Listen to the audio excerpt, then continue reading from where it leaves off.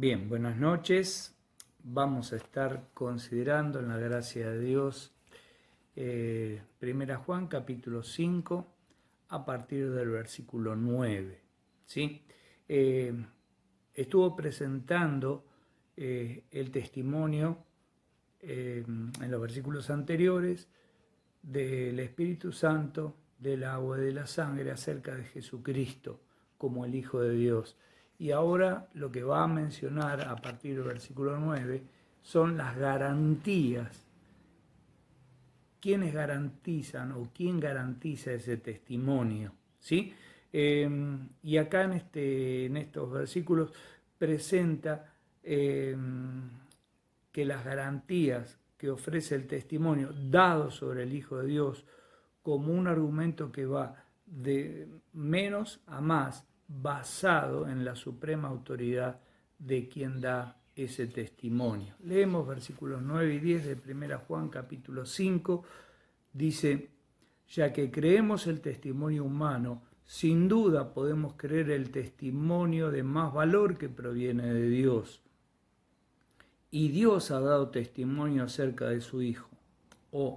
Y si aceptamos el testimonio de los hombres que comparecen ante los tribunales, ¿cuánto más no hemos de creer en la gran afirmación de Dios, que Jesús es su Hijo? Versículo 10. Todo el que cree en el Hijo sabe en su corazón que ese testimonio es verdadero. Los que no lo creen en realidad llaman a Dios mentiroso, porque no creen en el testimonio que Él ha dado acerca de su Hijo. Vamos en la consideración entonces, ¿sí? Después de presentar la autoridad de Dios o de Dios como quien garantiza ese testimonio, es el garante de los testimonios dados por el Espíritu, el agua y la sangre, en el versículo 10 plantea la garantía de esos testimonios basado en la respuesta que tal testimonio provoca por parte de quienes lo presencian, ya sea al oír la predicación del mensaje o por leer en las Escrituras. ¿Sí? Versículo 9 vamos a analizarlo. La suprema garantía de las credenciales que acreditan el testimonio sobre Jesucristo es el mismo Dios, quien está respaldando y unificando el testimonio conjunto del Espíritu Santo, del agua y de la sangre. El testimonio de Dios es continuo, ¿sí? Lo que dice allí es: Dios ha dado testimonio acerca de su Hijo. El tiempo verbal usado por Juan es un pretérito perfecto.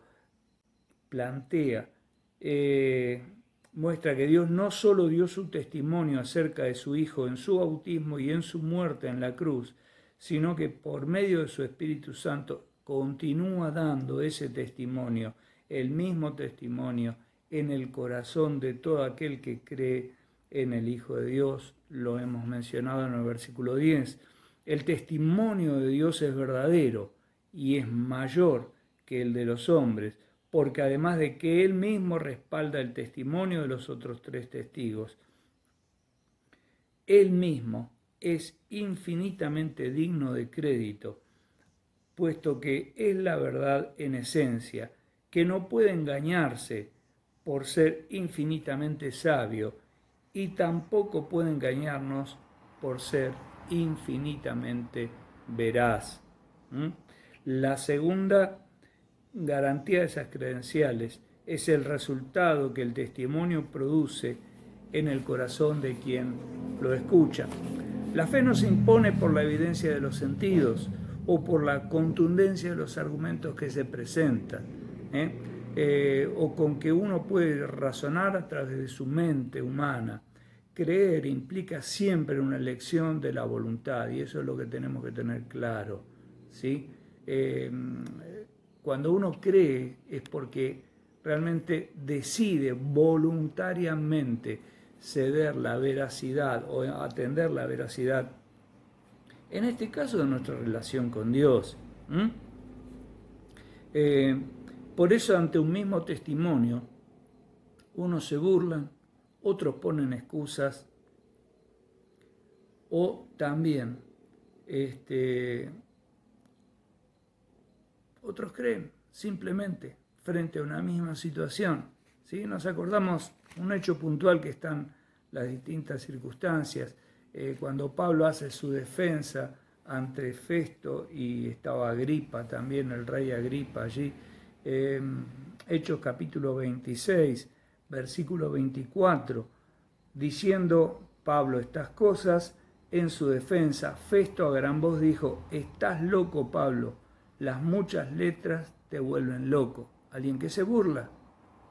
Y en el versículo 28, entonces Agripa dijo a Pablo: por poco me persuades a ser cristiano. ¿Sí? Unos se burlan, otros ponen excusas para, tomar la decisión más adelante. La realidad es que la decisión ya la tomaron de no creer en lo que se estaba planteando.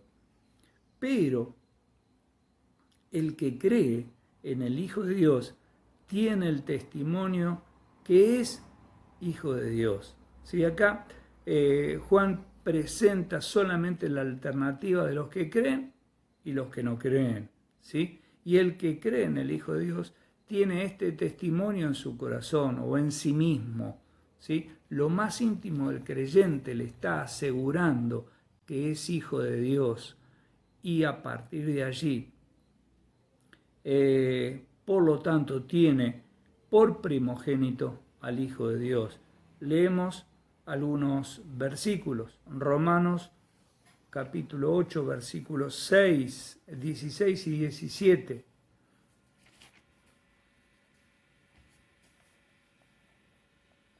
Pues el Espíritu se une a nuestro espíritu para confirmar que somos hijos de Dios. El Espíritu Santo se une a nuestro espíritu para confirmar que somos hijos de Dios. Así que somos sus hijos, también somos sus herederos. De hecho, somos herederos junto con Cristo de la gloria de Dios. Continúa, ¿sí? El versículo 29 nos dice: pues Dios conoció a los suyos de antemano y los eligió para que llegaran a ser como su Hijo, a fin de que su Hijo fuera el primogénito, el hijo mayor. Gálatas capítulo 4, a partir del versículo 4, en esa definición que Pablo les plantea a los Gálatas de nuestra relación con Dios. Sin embargo, Gálatas 4:4, cuando se cumplió el tiempo establecido, Dios envió a su Hijo nacido de una mujer y sujeto a la ley. Dios lo envió para que comprara la libertad de los que éramos esclavos de la ley, a fin de poder adoptarnos como sus propios hijos. Y debido a que somos sus hijos, Dios envió el Espíritu de su Hijo a nuestro corazón, el cual nos impulsa a exclamar: Abba Padre, o Padrecito, Padre amado. El Espíritu Santo le enseña toda la verdad, en especial lo que tiene que ver con la persona y la obra de Jesucristo. ¿Sí? Lo hemos leído 1 Juan capítulo 2, versículo 20. Pero ustedes no son así, porque el Santo les ha dado su Espíritu y ustedes conocen la verdad. Y el versículo 27, también que lo hemos mencionado. Ustedes han recibido al Espíritu Santo y Él vive dentro de cada uno de ustedes, así que no necesitan que nadie les enseñe lo que es la verdad, pues el Espíritu les enseña todo lo que necesitan saber, y Él les enseña, lo que Él les enseña es verdad, no mentira. Así que como Él les ha enseñado, permanezcan en comunión con Cristo.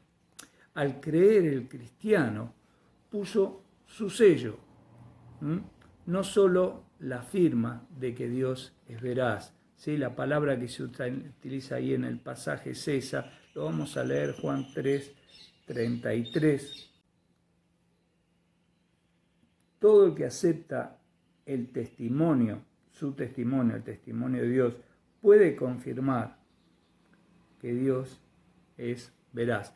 Ahí está hablando Juan el Bautista de la persona de Jesucristo, diciendo, todo el que acepta el testimonio de Jesucristo puede afirmar que Dios es veraz, es verdadero en esencia, ¿sí?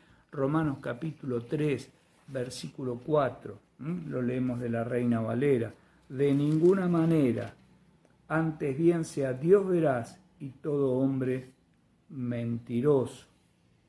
Y esa es la realidad cuando confrontamos los argumentos humanos contra las verdades o realidades divinas. Nos encontramos con esto, ¿sí? Como Juan lo mencionó allí en el primer versículo de la primera epístola, de primera Juan, capítulo 1, diciendo que el que dice que no tiene pecado le hace a Dios mentiroso, ¿sí? Y Dios es veraz.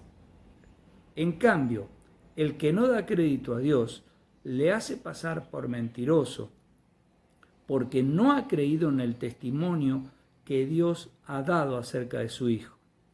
Veamos el contraste entre Juan 3:33. El que recibió en forma permanente su testimonio, el testimonio de Cristo, puso el sello de que Dios es veraz. Primera Juan, capítulo 5, versículo 10, el que no da crédito, la segunda parte dice, el que no da crédito a Dios le hizo mentiroso. La fe es una confesión, es decir, lo mismo que Dios, de que Dios es veraz y fiel a lo que promete, y la incredulidad es una negación de la veracidad y fidelidad de Dios a su palabra. El incrédulo hace pasar por mentiroso a Dios porque no ha creído en el testimonio de Dios, que Dios ha testificado acerca de su Hijo. Esto es lo que dice literalmente allí el versículo. El tiempo verbal, que es un pretérito perfecto, ya lo habíamos mencionado esto también, indica un hecho pasado cuyo efecto perdura en el presente. El versículo 10b, hay 3 pretéritos perfectos. El incrédulo ha hecho mentiroso a Dios porque no ha creído, decidió no creer y sigue en la misma actitud, en el testimonio que Dios ha testificado, ¿sí? El incrédulo ha hecho mentiroso a Dios porque no creyó, no ha creído, ¿sí? Y no, en el testimonio que Dios ha testificado. O sea, lo atestiguó en el pasado y ese testimonio sigue firme. Al rechazar el testimonio de Dios acerca de su Hijo, se juzgaron a sí mismos y se condenaron a una muerte eterna. Vamos a leer los versículos 11, 12 y después el versículo 13 para terminar. Este es el testimonio que Dios nos dio, que Dios ha dado. Él nos dio la vida eterna y esta vida está en su Hijo. El que tiene al Hijo tiene la vida. El que no tiene al Hijo no tiene la vida. Lo leemos en otra traducción. Creer esto es aceptar este testimonio en lo más íntimo del corazón. No creerlo equivale a llamar a Dios mentiroso, pues es no creer lo que Él ha dicho acerca de su Hijo. ¿Y qué es lo que ha dicho? Que nos ha dado la vida eterna y esta vida está en su Hijo. Así que el que tiene al Hijo tiene la vida, el que no tiene al Hijo no tiene la vida. Leí del versículo 9 en adelante, ¿sí?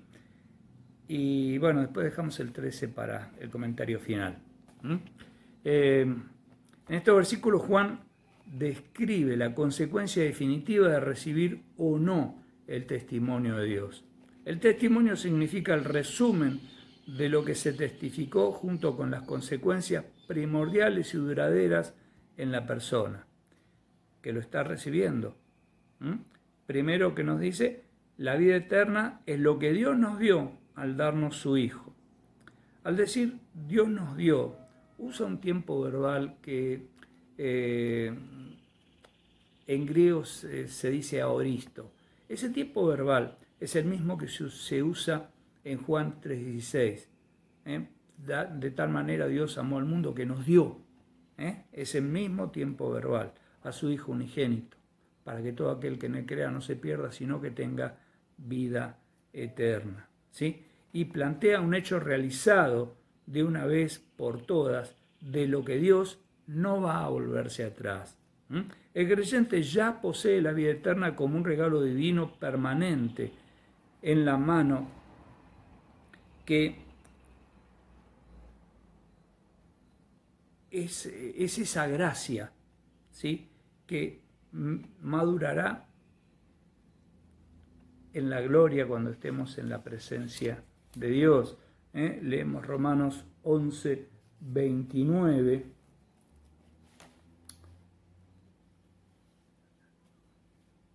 Pues los dones de Dios y su llamado son irrevocables. Pablo plantea que los dones de Dios son irrevocables. Dios no puede volverse atrás, porque no es que no quiera, sino porque en su naturaleza está que no puede volverse atrás. En el versículo 11, la tercera parte, Juan dice, de 1 Juan capítulo 5, ¿no? Juan dice que esta vida está en su Hijo, ya que en Él estaba la vida. Recordamos Juan 1.4, el Evangelio de Juan 1.4. Él era la vida y la vida era la luz de los hombres. En Él estaba la vida y la vida era la luz de los hombres. Por eso lo envió el Padre al mundo, para que vivamos por medio de Él. ¿Sí? Lo hemos leído ya en 1 Juan capítulo 4, versículo 9, lo repetimos para recordarlo simplemente. Dios mostró cuánto nos ama al enviar a su único Hijo, a su Hijo unigénito, al mundo, para que tengamos vida eterna por medio de Él.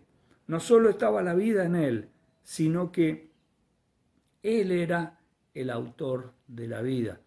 En Hechos 3.15, cuando Pedro hace esa predicación en el templo, después de curar al mendigo, dice, ustedes mataron al autor de la vida. Es decir, que en Él se origina y de Él se distribuye la vida a todos los que creen. El versículo 12 que leímos es determinante. Es una cosa o la otra, o es blanco o es negro, no hay grises. ¿Sí? El que tiene al Hijo tiene la vida. El que no tiene al Hijo de Dios no tiene la vida. ¿Sí? Leemos en Juan 3:36 también este mismo concepto. El último versículo de Juan capítulo 3. El que cree en el Hijo tiene vida eterna, pero el que rehúsa creer en el Hijo no verá la vida, sino que la ira de Dios está sobre él. ¿Sí? El que cree en el Hijo tiene vida eterna. Es así determinante. Mas el que no se deja persuadir por el Hijo no verá la vida, sino que la ira de Dios permanece sobre él. Una traducción literal de lo que dice ese versículo y me encanta esto de que el que no se deja persuadir. Bueno, vamos al versículo 13. Les he escrito estas cosas a ustedes que creen en el nombre del Hijo de Dios para que sepan que tienen vida eterna. ¿Sí? Algunos comentaristas plantean de que este sería el final y que después fue de esta epístola, como que el versículo también de Juan 20:31 es el final del Evangelio y después algún otro lo ha continuado. Después lo veremos eso, ¿sí? Leemos Juan 20:31. Pero estas cosas se escribieron para que ustedes sigan creyendo que Jesús es el Mesías, el Hijo de Dios, y para que al creer en Él tengan vida por el poder de su nombre. La diferencia que está entre este versículo y el de Juan 20, el que leímos de 5.13, de 1 Juan 5.13, y con Juan 20.31, está dado por la diferente finalidad del Evangelio y la epístola. ¿sí? El Evangelio tiene por objeto conducir a los lectores a la fe para que creyendo en el Hijo de Dios obtengan la vida eterna, mientras que la epístola va dirigida a los creyentes para que tengan la completa seguridad de que, creyendo en el Hijo de Dios, ya poseen la vida eterna, con esta seguridad en su mano, con esta seguridad en su corazón, con esta seguridad afirmada en su interior. Se animarán a creer y a crecer en la fe, el amor, y además podrán resistir mejor los embates del mundo, del maligno y de los falsos maestros gnósticos que fueron mencionados como anticristos aquí en la epístola. Bueno, acá concluye el testimonio y las garantías, quienes testifican y quienes garantizan este testimonio. Que Dios realmente bendiga su palabra en nuestros corazones y que nos afirmemos en esta gran realidad, que Jesús es el Hijo de Dios y es el quien, al creer en Él, nos da la vida eterna, una vez y para siempre, que no puede ser quitada, pero eso no nos quita la responsabilidad de dar nuestro testimonio y de seguir creyendo y seguir creciendo en nuestra fe en la persona de Jesucristo, ¿sí? Dios quiere moldearnos como Cristo y es nuestra responsabilidad que lo hagamos. Nada más, hermanos, que Dios nos bendiga.